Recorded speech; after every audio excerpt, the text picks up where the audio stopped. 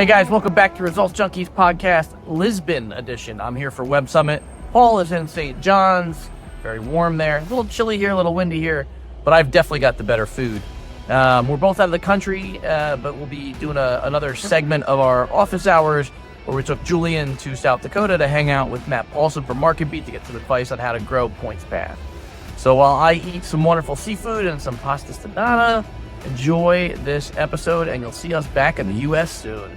Don't forget, he is at Paul Singh on all those social media channels. I'm at Pizza in Motion. You can find the show Results Junkies Podcast on YouTube and whatever channels you subscribe to. If you hit me up with 6 newsletters, I'd probably be pissed because I don't need 6 newsletters. But would you get pissed off about 3 content emails a week? No, and I really wouldn't be pissed off if it just so happens to be right after I did a search. But put another way, he did a report with the points guy for holiday travel. Like, those things are one-off things that potentially help expose, new customers to points path. When you talk about him spending his time, is it much more heavily on increasing the ways that the email campaigns work, or is it trying to find more of those opportunities? I mean, I think you have a great opportunity to do what we call digital PR of, like, you've got proprietary data. That's stuff people are interested in. And you can go find an agency that will take that and turn it into, or you can make the report and then have like an agency go like do outreach for you and get this thing featured in a whole bunch of different places. Like, one thing that, like I think NerdWallet has done quite successfully is, they'll like, here are the 50 best places to retire for dentists, or I don't know, whatever. And then like, they'll go reach out to all the local media outlets and like that were like in all the cities that were on those. So let's say Sioux Falls is the best small city to retire, and then like the PR agency like goes to all the Sioux Falls media outlets and say, hey, did you know about this? And then they create a story, link back to you. You get a bunch of free earned media. We're trying some crap like that with moderate success, but even from like a link building and brand perspective of like that stuff's great. Yeah, what we have learned already from doing some of that is, because we have done some of that and then we've done it with the points guy, is that when we do it in broader mainstream media, it doesn't move the needle directly as much as when we do it in specialized places like the points guy, like travel and leisure, like those places that are really focused on this topic versus a CNN or whatever. Yeah, I believe that. Yeah. Have you ever, you do anything with like YouTube travel people and all? We have not done anything on that. Our social media has really just been Instagram to this point, and we haven't done much of any of that. I think that'd be a great experiment for you to run in the next several months of like, I don't know any who those people are, but when they can like, I think that could be a really good channel for you guys, like to have some YouTuber like show how to use your tool, because I think like there's real value in showing people how the plugin works and like how to book a flight and use your points, and like like you can explain it and it's one thing, but to show people, like, I think that there's something there.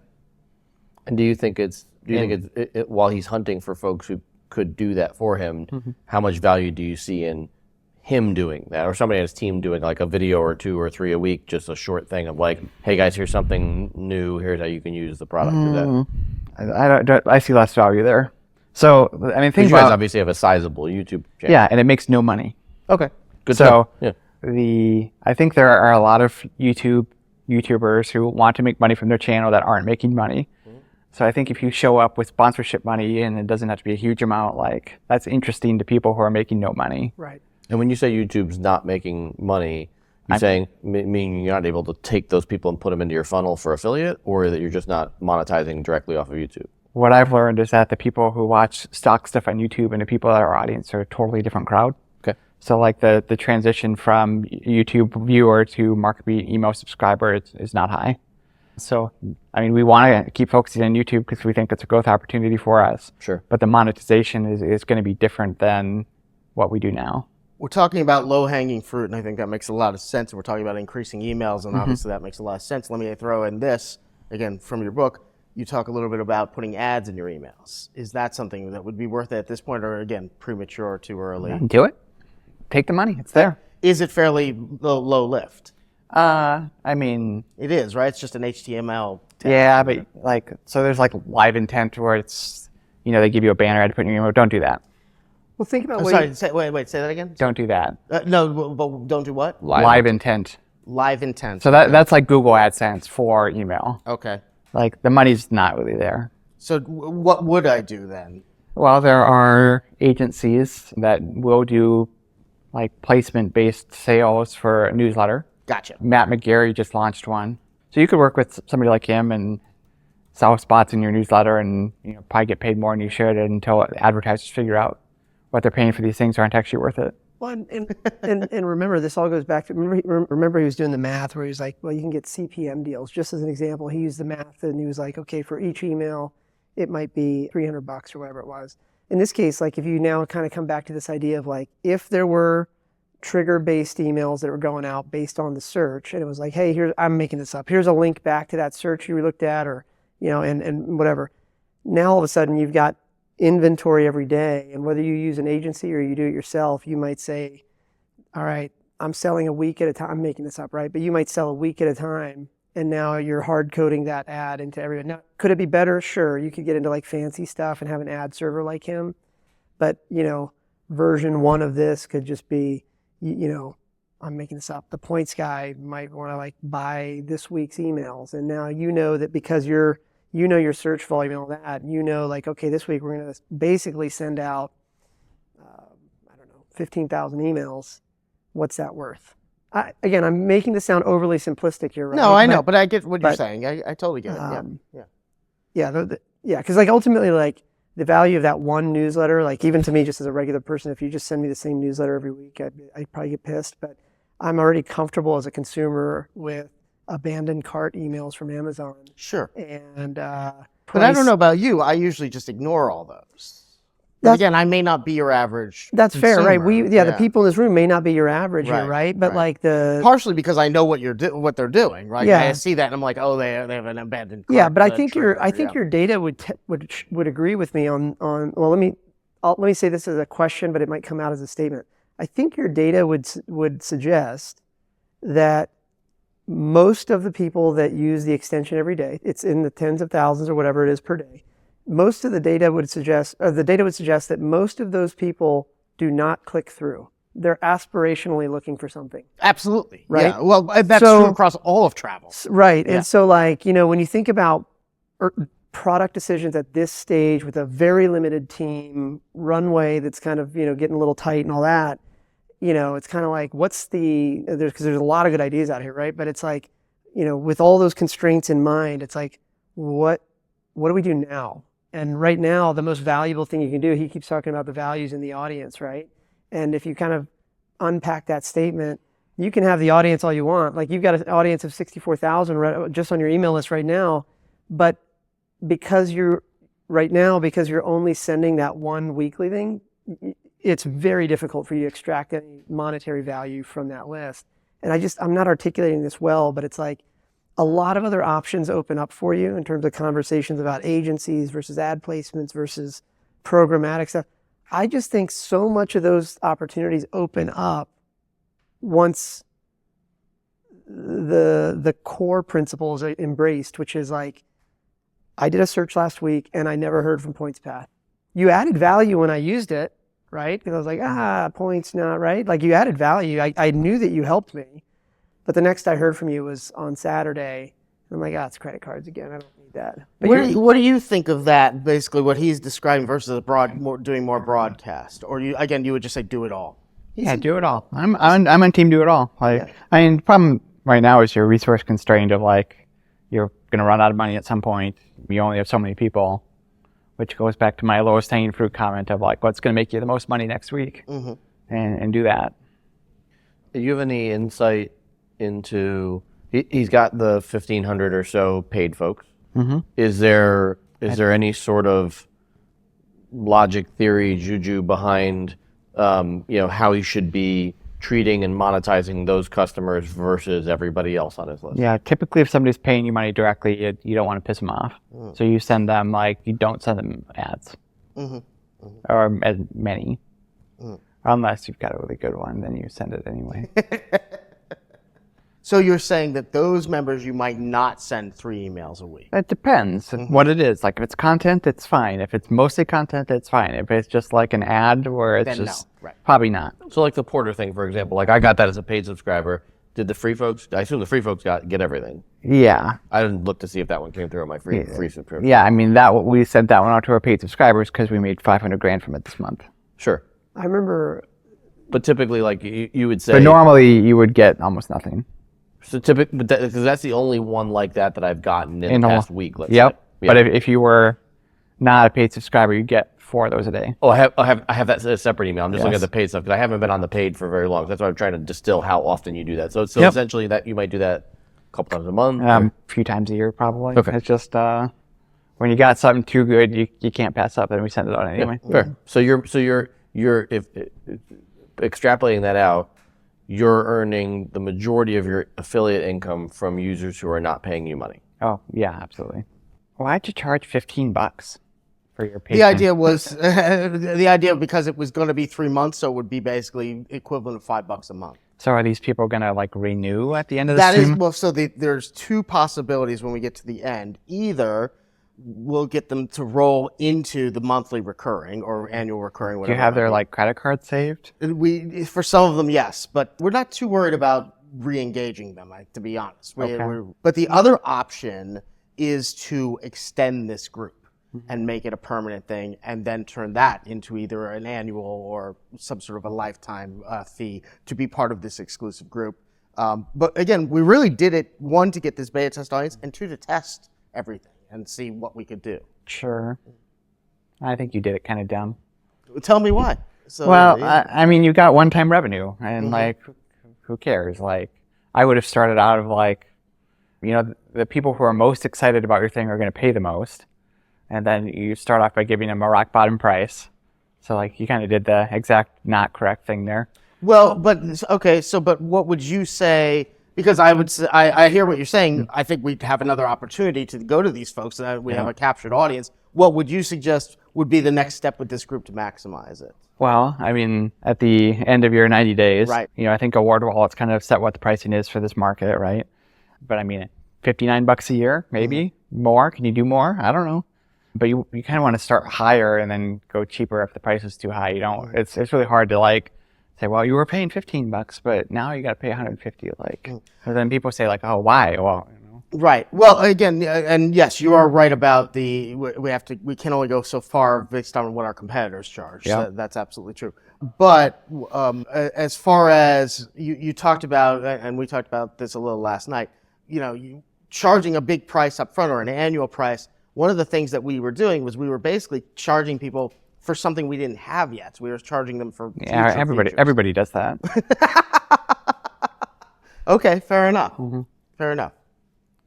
I mean, if you had, you could have made 100,000 versus 22,000, and I mean, you can still do that, right? Right. Sure. Yeah.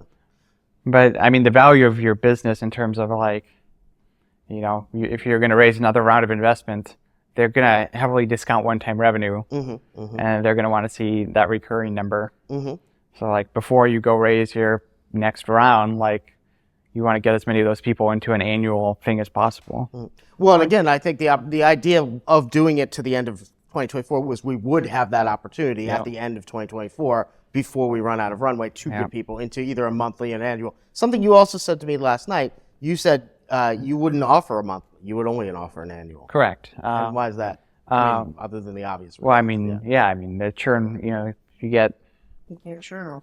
yeah, Sure. I mean, they can only churn once a year. Sure. They only have to look at it on their credit card once a year.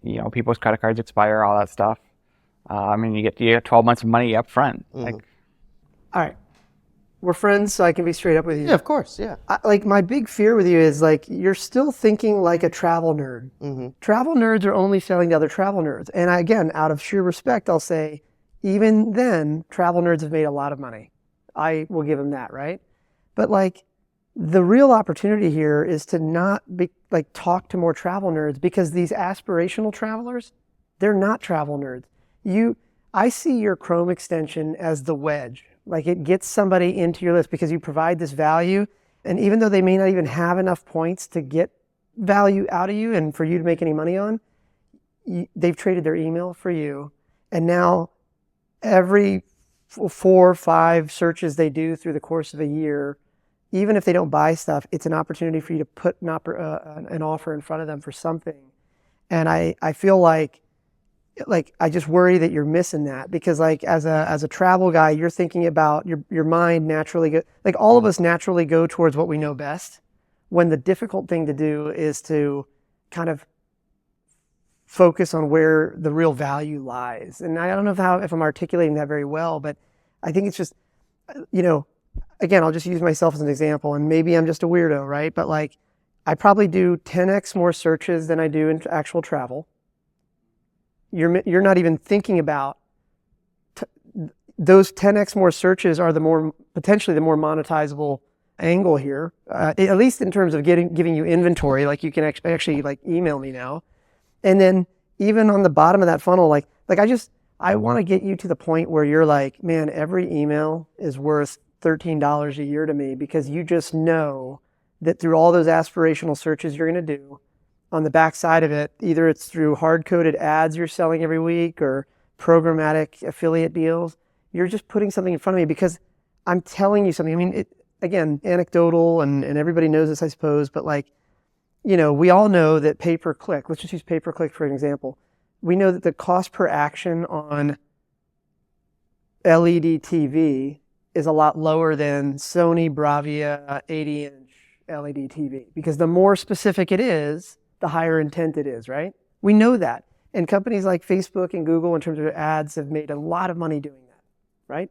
And yet here we are, like you've got 50, whatever it is, 30,000 people telling you every day, hey, I think it'd be so cool to go to St. John, or man, I got to go to Minneapolis next week. And it's just this opportunity to drop something in their inbox.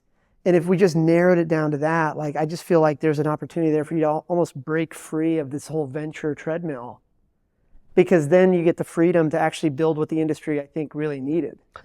So I am absolutely, I agree with you. I think I will, not to be defensive, and I'm simply stating it.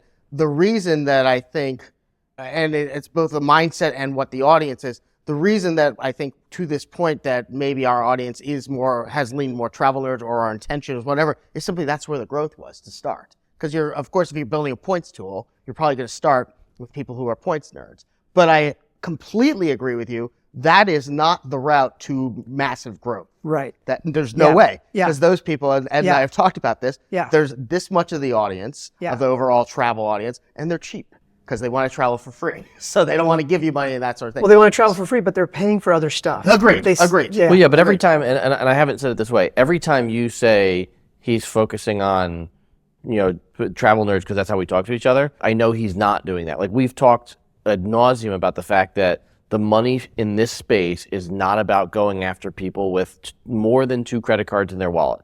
It's going after people who dream about Tahiti, but end up going to visit mom in South Carolina. Well, let me give you an example. And maybe I'm just a one-off, right? No, but also you may be seeing it differently because you don't talk to us as much. Yeah, so like okay. let's think about it this way. So if, we're going to find out if Dana listens to the podcast real quick here. Let's just see. I'm sure she does. Let's see how this no goes. Way, yeah. So like every trip we go on probably costs me like another $2,000 in extra clothes. I don't know. I'm making the number up. Sorry, honey. But like, it's like as soon as we book a trip to somewhere, okay, here come the Nordstrom packages and, whatever, right? You're not talking about that. Because now whether or not she actually booked the trip is irrelevant. The fact is now she just looked at a summer destination or a beach destination. Hey, here's our favorite swimwear from Nordstrom. We're not even talking about that yet. We're still talking about, hey, wouldn't it be cool to like get an agency and get it's like, no. Well, She does a million. Well, but we're talking about what's the lowest hanging fruit, as Matt was saying. Right. And I'm simply asking, of these options, what is the lowest hanging fruit from somebody who's got experience doing it? I would disagree with you, though, because I think the things that are in his Saturday emails are things that he believes that people are looking to book a trip have intention to sell. Should he have more of them? I think that's what Matt is saying. But he in that newsletter, he's talking about, hey, here's what you should bring on vacation with you. And maybe packing cubes isn't the right thing or the sexiest thing, but I don't need packing cubes. I'm a travel nerd. I already have them. The person who needs travel cubes is Dana. The person who needs a new dress is Dana. Well, I think you can do multiple emails with multiple intents. Sure. I mean, it's not either or, like you said. It's not a... Paul, the aspirational travel, can read the Wednesday destination email and say, oh, maybe I do want to go to Dallas or wherever and go see where JFK was assassinated and whatever else is there. I don't know. Yeah. Well, I definitely think there's a piece here that like when you think about, like when I think about MarketBeat specifically and trying to create this correlation, it's like, you know, people are reading the stuff that's coming out and they're thinking about making the bet that's gonna, you know, make them money. And when Matt says, you know, the Wednesday dream email, I equate that to some of the stuff that I see coming from MarketBeat in terms of, I think everybody wants to make more money. Well, not everybody, but almost everybody wants to travel somewhere aspirational. And I think to some degree, we need to feed them some of that candy so that this goes to Matt's comment about 2, 3, 4 emails a week of, you know, the Wednesday email that Paul reads or that Dana reads and says, Paul, we've gone to St. John's the last 5 times. What if we went to X? And then along that path of suggesting X, we have the next 3 or 4 things that person gets that they may buy. I'm going to deeply regret this, but... Haven't you deeply regretted all 157 episodes we've done? I'm going to deeply regret this. Today, Julian, if I wanted to build this for you, like if I just wanted to write the copy, so like after this meeting, we've got 3 hours before we hit the airport, just hypothetically. If we wanted to build this email, right, is there an existing API call that I could use? Maybe it's a Zapier or something like that that says, okay, this user just searched for this trip and here's the city pairs. Yeah, and we have it through Amplitude and then you could easily zap out or whatever. Yeah, sure. So you do have that like already a way exists. for me to like say, Yeah, okay, somebody just absolutely. did a search and here's the details of that search. And I we can get a even link. see if they have a login with an email or if they don't, or if they're just identified by a random, like, because there are people using it who aren't logged in and that sort of thing. But yes, we could certainly yeah. I wonder if we just low-hanging fruit. Like, I wonder if we could like wire up just version 0.1 of this. Well, and just say like, yeah, we're gonna try sending a one email 3 hours after they do the search, and 3 minutes, 3 fine. minutes. No, fine. absolutely, yeah. Right. But to be frank, no offense, I don't need you to do that. Like, that's actually probably not a great use of your time. I do have somebody who can do content, who could write up that email, or I could do it if I had to, because you're, like you said, that's not that hard to do, to try it.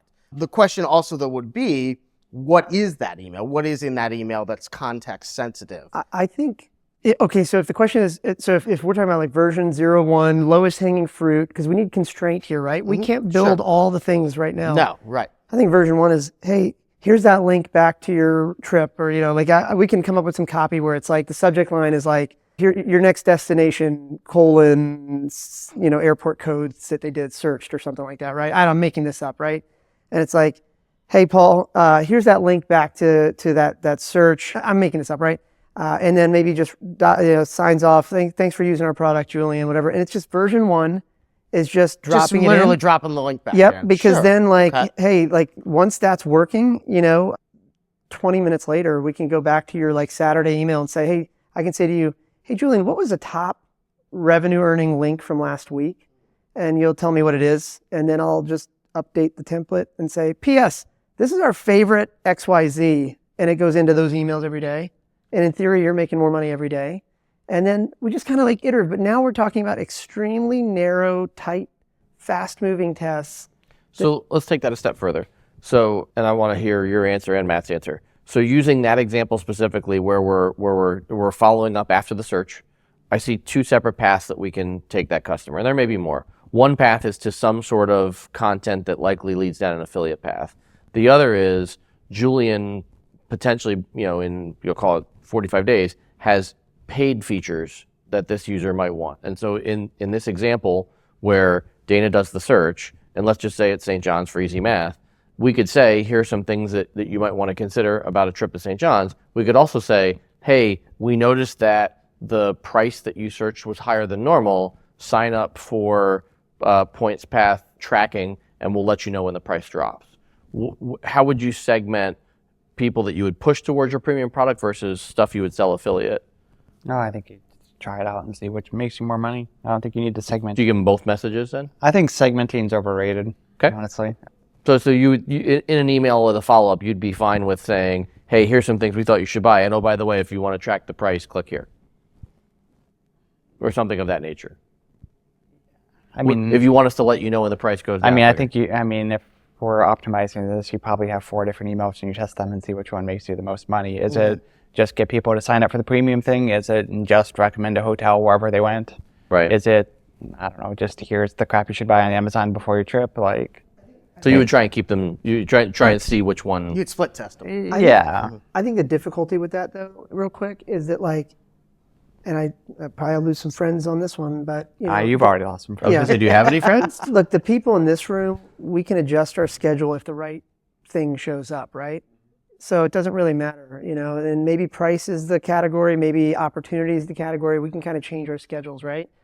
But again, the people that are not the points nerds, you know, I'm only allowed to take these 3 days off. The idea of putting a paywall in front of those people instead of actually just offering that as a free service, if you could if the monetization through the affiliate and other offers actually works here, why put the paywall on? You're talking about the price tracking? Yeah, like why should that be behind we a can't be price tracking 30,000 flights a day. That's an expensive thing That's too. an expensive proposition. No, I Like mean, how I think And to using be the, clear, Double our costs. so hold on, too. Let me just define for you price tracking, because I think you might have a different impression of what it is. It's not saying tell me when the price goes down for a flight from Dulles to St. John. It's when the flight you searched goes down. So say, hey, I want to travel on specific I want to flights travel on that you April chose. 24th. Oh, price is too high. I'm exiting. I'm not going to go to St. John's on the days I can. To your point, hey, I can only take this week for vacation. What he's saying is, hey, if that trip that you wanted to take that you did not book goes down in price, we'll tell you. I think it's a little different than what you might have thought it was. Yeah, that's fair. It's fair. I think it's As one of those opposed to things- like Google Flights, where you can say, tell me any time the flights between Dulles and St. John's are under 300.